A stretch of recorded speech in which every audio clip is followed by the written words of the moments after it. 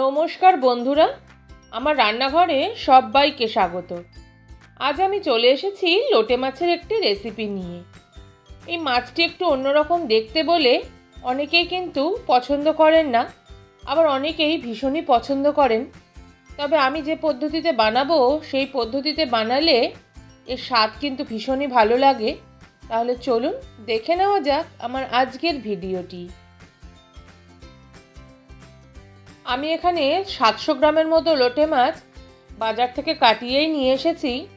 বাড়িতে এনে ভালোভাবে ধুয়ে পরিষ্কার করে নুন হলুদ মাখিয়ে নিয়েছি। এখন চলে যাব মূল রান্নায়। গ্যাস জ্বালিয়ে কড়াই বসিয়ে দিয়েছি। কড়াই গরম হয়ে গেছে, তাতে দিয়ে দিচ্ছি 2 টেবিল চামচ সর্ষের তেল। তেল একদম গরম হয়ে গেছে। এখন এতে দিয়ে দেব স্লাইস করে কেটে নেওয়া 3টে মিডিয়াম সাইজের পেঁয়াজ।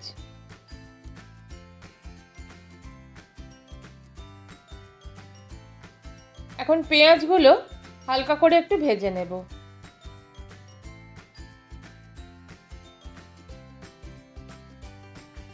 এই রান্নাতে আমি কিন্তু আদার ব্যবহার করব না, শুধুমাত্র পেঁয়াজ আর রসুন দিয়েই বানাবো। পেঁয়াজটা আমি হালকা করে ভেজে নিয়েছি, খুব কড়া করে ভাজবার প্রয়োজন নেই। এখন সামান্য নাড়াচাড়া করে এতে দিয়ে দেব 10 কোয়া গ্রেট করে নেওয়া রসুন। একই সাথে দিয়ে দেব 5টা কুচিয়ে নেওয়া কাঁচা লঙ্কা, তবে ঝালটা আপনারা আপনাদের পছন্দ অনুযায়ী দিতে পারেন। এখন সব কিছু ভালোভাবে একটু ভেজে নেব, যাতে রসুনের কাঁচা গন্ধটা চলে যায়। পেঁয়াজ, রসুন আর লঙ্কা ভালোভাবে ভেজে নিয়েছি, রসুনের কাঁচা গন্ধটা একদম চলে গেছে। এখন এতে দিয়ে দেব লম্বা লম্বা করে টুকরো করে নেওয়া 2টো মিডিয়াম সাইজের টমেটো।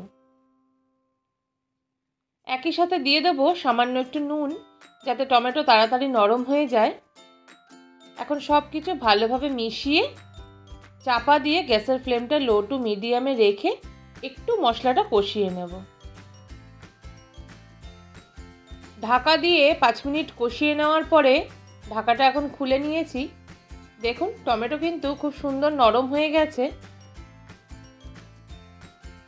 সামান্য নাড়াচাড়া করে এখন এতে দিয়ে দেব মাছগুলো। মাছগুলো ওপর থেকে ঠিক এইভাবেই সাজিয়ে দেব।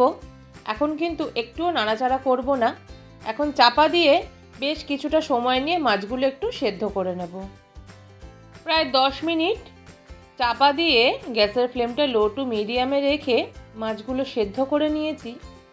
এখন একটা কাঁটা চামচের সাহায্যে মাছের ওপরের অংশগুলো ঠিক এভাবে ছাড়িয়ে ভেতর থেকে কাঁটাটা বের করে নেব।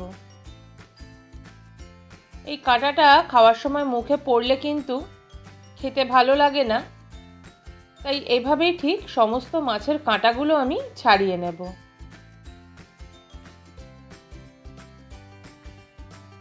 সব মাছের কাঁটাগুলো আমি ওই একইভাবে ছাড়িয়ে নিয়েছি। দেখুন এখন এতে দিয়ে দেব কিছু গুঁড়ো মশলা।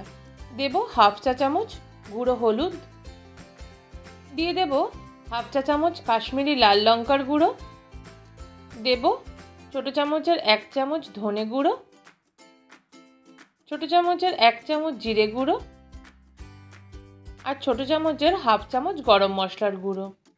এখন সব কিছু মশলা ভালোভাবে মিশিয়ে বেশ খানিকটা সময় নিয়ে কষিয়ে নেব, যতক্ষণ না পর্যন্ত তেলটা সেপারেট হয়। বেশ খানিকক্ষণ রান্না করে নেওয়ার পর এখন ঢাকাটা খুলে নিয়েছি। তবে এই মাছ থেকে কিন্তু প্রচুর পরিমাণে জল বেরোয়, তাই চাপা দিয়ে আরও কিছুক্ষণ রান্না করে নেব। কিছুক্ষণ রান্না করে নেওয়ার পর ঢাকাটা খুলে নিয়েছি, তবে এতে এখনও অনেকটা পরিমাণে জল আছে, তাই এখন ঢাকনা ছাড়া বেশ খানিকক্ষণ রান্না করে নেব, যাতে জলটা তাড়াতাড়ি একটু শুকিয়ে যায়।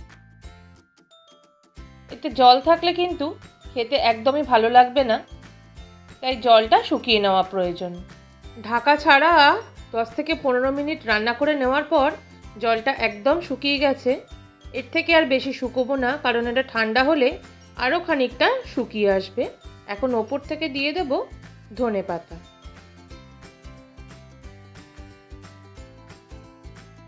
ধনে পাতা দিয়ে সামান্য নাড়াচাড়া করে চাপা দিয়ে 5 মিনিট স্ট্যান্ডিং টাইমে রেখে রান্নাটা আমি পরিবেশন করে নেব। রান্নাটা কিন্তু একদম কমপ্লিট হয়ে গেছে।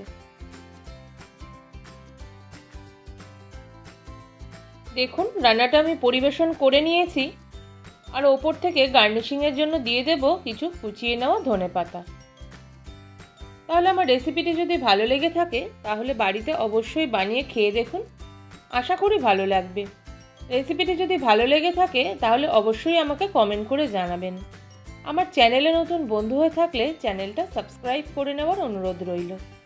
পাশে থাকা বেল আইকনটা অবশ্যই প্রেস করে দেবেন, তাহলে যখন আমি পরবর্তী কোনো রেসিপি বা যাই কিছু শেয়ার করব তার প্রথম নোটিফিকেশনটা আপনার কাছেই চলে আসবে। আজকের মতো এই পর্যন্তই। অন্য কোনো দিন চলে আসব নতুন কোনো রেসিপি নিয়ে। সবাই ভালো থাকবেন, সুস্থ ও সাবধানে থাকবেন। ধন্যবাদ।